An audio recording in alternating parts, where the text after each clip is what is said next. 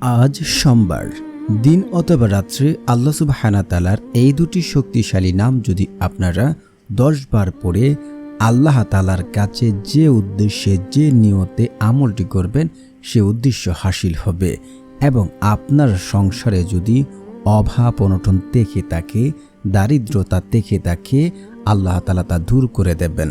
আপনি যদি দারিদ্রতায় ভোগেন, আপনার দারিদ্রতা দূর করবেনই, আপনার টাকা পয়সা ধন সম্পদ আল্লাহ সুবহানাহু ওয়া তাআলা বৃদ্ধি করে দেবেন এবং আপনি অল্প দিনে ধনী সম্পদশালী হয়ে যাবেন। আজ পর্যন্ত এই আমল করে ব্যর্থ হয়েছে এমন একটি লোক আপনি খুঁজে পাবেন না। শুধু ভিডিওতে বলা প্রত্যেকটা পয়েন্ট এবং নিয়ম মেনে যদি আমল করতে পারেন, আল্লাহর কসম করে বলছি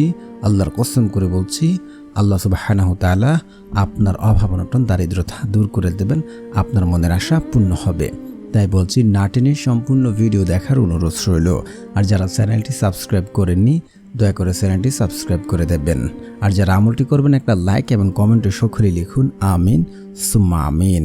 আমরা সবাই চাই ধনী হতে, আমরা সবাই চাই যেন আমাদের টাকা পয়সা ধন সম্পদ বেড়ে যাক, আমাদের কাছে টাকা পয়সা ধন সম্পদ অনেকগুলো থাকুক। কিন্তু আমরা আল্লাহ তাআলাকে ভুলে সে সকল চিন্তা ভাবনা করি, কিন্তু আল্লাহ তাআলাকে ভুলে সে সকল চিন্তা করলে হবে না।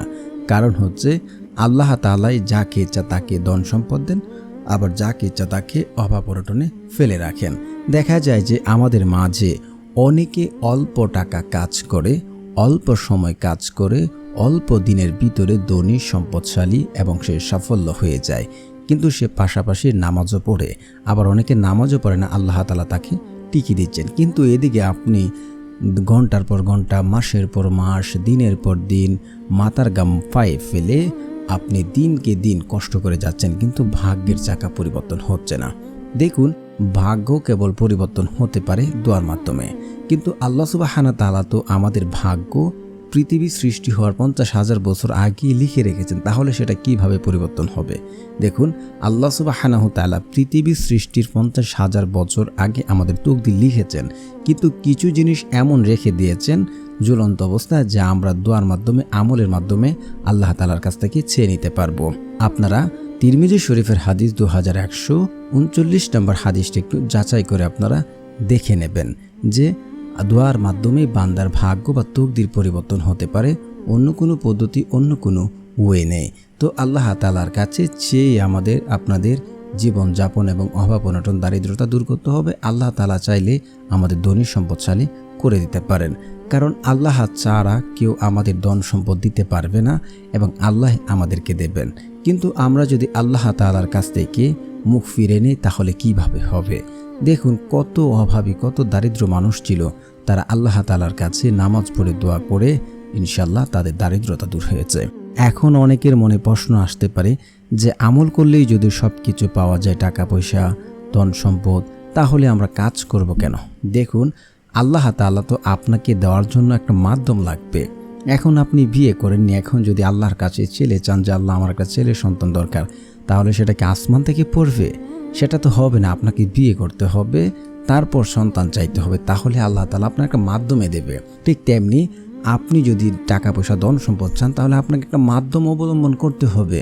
হয় আপনি কাজ করছেন, কাজে আল্লাহ তাআলা বারাকা দান করবেন, চাকরি করছেন, চাকরিতে বারাকা দান করবেন, আপনি গরুর ফার্ম করেছেন, মুরগির ফার্ম করেছেন, সেখানে আল্লাহ তাআলা বারাকা দান করবে। এইভাবে আল্লাহ তাআলা আমাদেরকে দেবেন। কিন্তু আপনি ঘরে বসে চাইলে কাজ হবে না। তাহলে এখন কথা আসতে পারে, যারা বেকারত্ব রয়েছে, আপনাকে চেষ্টা করতে হবে, কোনো প্রতিষ্ঠানের কাছে যেতে হবে, আপনাকে কাজ খুঁজতে হবে, তাহলে আল্লাহ তাআলাই আপনাকে একটা ব্যবস্থা করে দেবেন এবং আপনার জীবনে সাফল্যতা আসবে। আল্লাহ তাআলা পবিত্র কোরআনে বলেন, কোনো জাতির ভাগ্য ততক্ষণ পর্যন্ত পরিবর্তন হয় না যতক্ষণ পর্যন্ত তারা নিজে চেষ্টা না করে।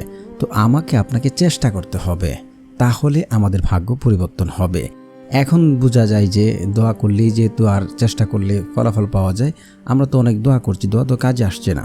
দেখুন, এই প্রশ্নের উত্তর হচ্ছে, যদি আপনার মাঝে এই কয়েকটি ভুল বা শর্ত না থাকে দোয়ার মধ্যে, তাহলে আপনি যতই দোয়া করেন, আপনি মক্কা শরীফে গিয়ে দোয়া করলেও, মদিনাতে দোয়া করলেও, আপনি আরাফার দিবসে গিয়ে দোয়া করলেও আপনার দোয়া কাজে আসবে না, যদি আপনার মাঝে এই ভুলগুলো দেখে থাকে। তা কি? তা হচ্ছে, এক, যে ব্যক্তি পিতামাতার অবাধ্য সন্তান, তার দোয়া আল্লাহ রাব্বুল আলামিন কবুল করবেন না। দ্বিতীয়ত হচ্ছে, যে ব্যক্তি হচ্ছে আপনার হারাম খাবার খাবে ওই ব্যক্তির দোয়া আল্লাহ রাব্বুল আলামিন কবুল করবেন না। তৃতীয়ত হচ্ছে যে ব্যক্তি 5 ওয়াক্ত নামাজ আদায় করবে না তার দোয়া কবুল করবেন না। চতুর্থত হচ্ছে যে ব্যক্তি হচ্ছে আপনার আত্মীয় সম্পর্ক চিহ্নিত করার দোয়া করবে ওই ব্যক্তির দোয়া কবুল করবেন না। সর্বশেষ হচ্ছে যে ব্যক্তি তাড়াহুড়া করে তার দোয়া আল্লাহ রাব্বুল আলামিন কখনো কবুল করেন না। তো আপনার মাঝে যদি এই শর্তগুলি না থাকে, এখন এই নিয়মে যদি আমল করেন ইনশাল্লাহ আপনি ফলাফল পাবেন। নিয়মগুলো কি? নিয়ম হচ্ছে নিয়ম হচ্ছে আপনাকে আল্লাহ তাআলার কাছেই চাইতে হবে। মানে আল্লাহ তাআলার কাছেই চাইতে হবে, কোনো মাজারে কোনো কোথাও গিয়ে কোনো বাবার কাছে কোনো পীরের কাছে গিয়ে চাইলে হবে না। আপনাকে একান্ত আল্লাহ তাআলার কাছে চাইতে হবে এবং আপনাকে আল্লাহ তাআলার কাছে চাচ্ছেন এখানে রাখতে হবে যে আমি যে আমল করছি, আমি যে দোয়া করছি, দোয়ার দ্বারা আমি ফলাফল পাবো, আল্লাহ আমাকে দেবেন। আল্লাহর কসম করে বলছি আপনার দোয়া কবুল হবে। কারণ একটি হাদিস এমন আছে, বান্দা আল্লাহর প্রতি যেমন ধারণা রাখেন আল্লাহ ঠিক তার সাথে তেমন আচরণ করে দেখেন। অবশ্যই আপনারা এখানে রাখবেন, বিশ্বাস রাখবেন, আল্লাহ তাআলার কাছে চাইবেন। তারপরে হচ্ছে আপনার দু চোখের পানি ফেলে কায়ম অনুবাককে কান্নাকাটি করে দু চোখের পানি ফেলে যদি চাইতে পারেন, আপনার দু চোখের পানি জমিনে পড়ার আগে আল্লাহ তাআলা আপনার দোয়া কবুল করে নেবেন। আল্লাহ তাআলার কাছে সবচেয়ে প্রিয় হচ্ছে 2 ফোঁটা। এক হচ্ছে জিহাদের ময়দানে রক্তের ফোঁটা, দ্বিতীয় হচ্ছে অনুতপ্ত বান্দার চোখের পানির ফোঁটা। তো আপনাকে কান্নাকাটি করে চাইতে হবে। তারপরে হচ্ছে আপনার দোয়া দ্রুত কবুল হওয়ার জন্য আপনারা পড়ে নেবেন ইস্তেগফার। ইস্তেগফারের এত ফজিলত যা বর্ণনা করে শেষ করতে পারবো না। আপনারা যদি ইস্তেগফার পড়েন, আপনার ঘরে যদি ইতিমধ্যে অভাব অনটন, দারিদ্রতা, বিপদ আপদ, টাকার সমস্যা, যে কোনো সমস্যাই রয়েছে, যদি বেশি বেশি ইস্তেগফার পড়েন আল্লাহ সুবহানাহু তাআলা আপনার দারিদ্রতা, অভাব অনটন দূর করে দেবেন এবং আপনাকে এমন সকল জায়গা থেকে, এমন সকল উৎস থেকে রিজিক দান করবেন যা আপনি কোনোদিন কল্পনা করেননি, আপনি কোনোদিন চিন্তাও করেননি। অবশ্যই আপনারা 100 বার ইস্তেগফার পড়বেন। আস্তাগফিরুল্লাহ, আস্তাগফিরুল্লাহ, আস্তাগফিরুল্লাহ, আস্তাগফিরুল্লাহ। তারপরে হচ্ছে আপনারা পড়ে নেবেন একবার আয়াতুল কুরসি। আল্লাহু লা ইলাহা ইল্লা হুয়াল হাইয়ুল কাইয়্যুম লা তাখুযুহু সিনআতু ওয়া লা নাউম লাহু মা ফিস সামাওয়াতি ওয়া মা ফিল আরদ মান জাল্লাযী ইয়াশফাউ ইনদাহু ইল্লা বিইজনিহি ইয়ালামু মা বাইনা আইদিহিম ওয়া মা খালফাহুম ওয়া লা ইউহিতুনা বিশাইইন মিন ইলমিহি ইল্লা বিমা শাআ ওয়াসিয়া কুরসিয়ুস সামাওয়াতি ওয়াল আরদ ওয়া লা ইয়াউদু হিফযুহুমা ওয়া হুয়াল আলিয়্যুল আযীম। তারপরে হচ্ছে আপনারা এই 2টি জিকির 100 বার করে পড়বেন। লা ইলাহা ইল্লাল্লাহ, লা ইলাহা ইল্লাল্লাহ, লা ইলাহা ইল্লাল্লাহ। তারপরে হচ্ছে এই জিকিরটি পড়বেন, আলহামদুলিল্লাহ, আলহামদুলিল্লাহ, আলহামদুলিল্লাহ, আলহামদুলিল্লাহ। তারপর হচ্ছে আপনারা রাসূল সাল্লাল্লাহু আলাইহি ওয়াসাল্লামের উপরে দুরূদ পড়বেন, কারণ দুরূদবিহীন দোয়া কবুল করা হয় না, সেটা আসমানে গিয়ে ঝুলন্ত অবস্থায় থাকে। তো যারা দোয়া করছেন দুরূদ না পড়লে কাজ হবে না। তো যারা পারেন না আমার সাথে সাথে পড়ে নিন, শুনলে হয়ে যাবে ইনশাআল্লাহ। আল্লাহুম্মা সাল্লি আলা মুহাম্মাদ ওয়া আলা আলি মুহাম্মাদ কামা সাল্লাইতা আলা ইব্রাহিম ওয়া আলা আলি ইব্রাহিম ইন্নাকা হামিদুম মাজিদ। আল্লাহুম্মা বারিক আলা মুহাম্মাদ ওয়া আলা আলি মুহাম্মাদ কামা বারাকতা আলা ইব্রাহিম ওয়া আলা আলি ইব্রাহিম ইন্নাকা হামিদুম মাজিদ। তারপরে হচ্ছে আপনারা একবার সূরা ফাতিহা পড়বেন। বিসমিল্লাহির রহমানির রহিম, আলহামদুলিল্লাহি রাব্বিল আলামিন, আর রহমানির রহিম, মালিকি ইয়াউমিদ্দিন, ইয়্যাকা না'বুদু ওয়া ইয়্যাকা নাস্তাঈন, ইহদিনাস সিরাতাল মুস্তাকিম, সিরাতাল লাযীনা আন'আমতা আলাইহিম গায়রিল মাগদুবি আলাইহিম ওয়ালাদ-দাল্লিন, আমিন। তারপরে হচ্ছে আপনারা 10 বার সূরা ইখলাস পড়বেন। বিসমিল্লাহির রহমানির রহিম, কুল হুয়াল্লাহু আহাদ, আল্লাহুস সামাদ, লাম ইয়ালিদ ওয়া লাম ইউলাদ ওয়া লাম ইয়াকুল লাহু কুফুয়ান আহাদ।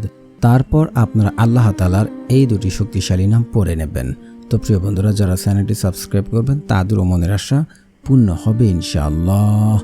তো আল্লাহ সুবহানাহু ওয়া তাআলার সেই শক্তিশালী নামটি হচ্ছে ইয়া মুজিবু, ইয়া মুজিবু, ইয়া মুজিবু। যে ব্যক্তি ইয়া মুজিবু পড়বে সে আল্লাহ তাআলার কাছে যা চাইবে আল্লাহ তাআলা তা কবুল করে নেবেন। এবং সে যদি কাউকে পছন্দ করে, হালালভাবে বিয়ে করতে চায়, বিয়ের প্রস্তাব পাঠায়, ইনশাআল্লাহ তার বিয়ের প্রস্তাব তারা গ্রহণ করবে।